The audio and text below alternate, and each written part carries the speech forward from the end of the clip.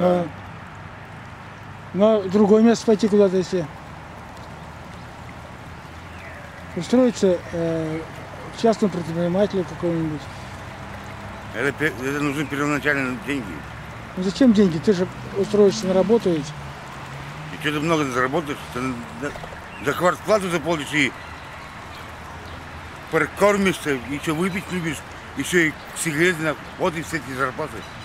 Ну 20 тысяч получаешь, допустим, черт с ним 20 тысяч получишь.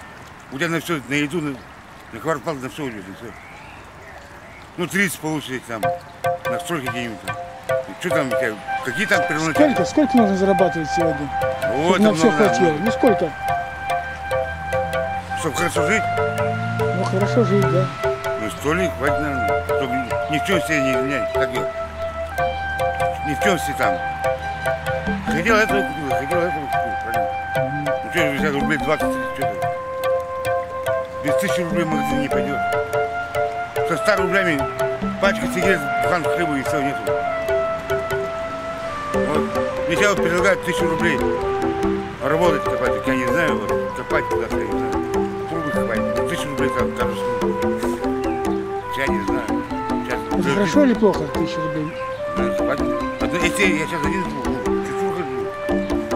Если семьей жить, это мало. 1000 рублей умножить на 30 дней, 30 тысяч получается. Но ты же будешь не каждый день работать. Каждый день буду, да? Но ты же не будешь не каждый день работать, а хотя бы дней 20 в месяц. Остальные выходные у тебя будут.